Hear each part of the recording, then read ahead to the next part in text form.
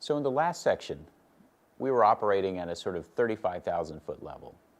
We were high above the globe, and we were talking about what empires were doing, what their policies were over the course of centuries. Now what I want to do is bring us down a little bit closer to the nitty-gritty, everyday economic life of individuals in Western Europe and in North America. Because in the 1700s, what we start to see at that level is a set of fundamental changes in what people do every day, what they want to buy, what they want to consume, how they work to get the things that they want to consume. And some historians call this change the Industrious Revolution.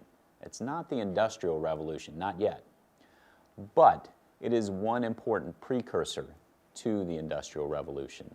An interesting thing starts to happen in the early 1700s in London.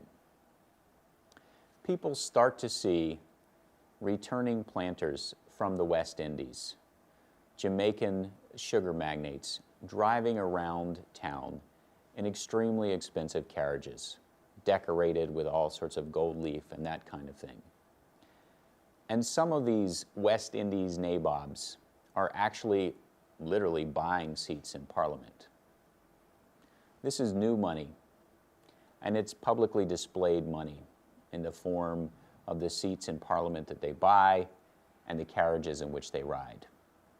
Now, not everybody who is benefiting from the new colonial trades and general economic expansion can afford to drive around in a gilt carriage.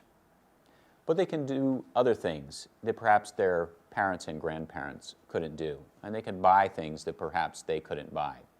The sugar that comes out of those Jamaican plantations is now much cheaper, and so people can buy that and display their use of it. And other kinds of consumer goods, some of them brought from a very long way away, and some of them developed to, in some cases, imitate those goods brought from a very long way away. These things are also cheaper. Here's an example. China, porcelain, dinnerware, and other products from China is an important consumer good, a great way to display your fine taste if you live in Britain in the early 1700s. But it's still relatively expensive, and so beginning in the 1740s, they were pleased to find that an entrepreneur, a potter named Josiah Wedgwood, had created new processes for producing and selling affordable imitations of Chinese porcelain.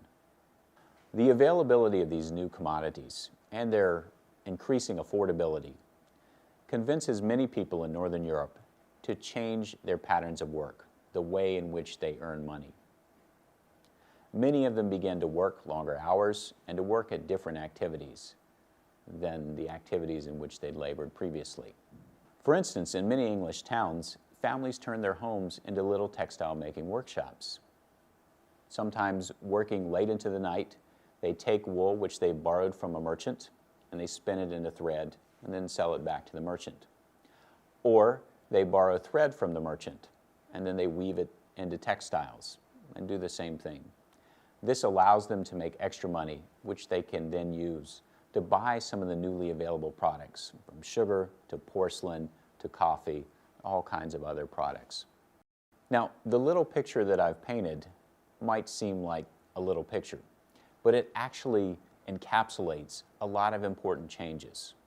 Changes in people's behavior, their beliefs, and their aspirations. Changes that are going to be very important in helping Europe to transition from a feudal agricultural society into a capitalist industrial society. So, for instance, look at the attitude towards work.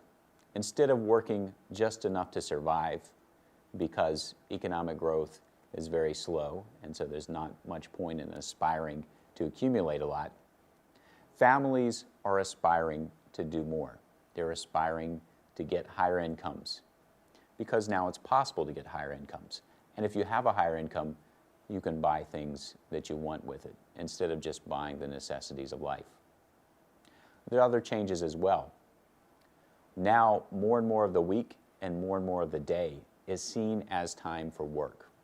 Instead of time being determined, time for work being determined by the agricultural calendar, the length of the day, which is shorter or longer at different times of the year, the seasons of the year, meaning that sometimes winter isn't really a time for work.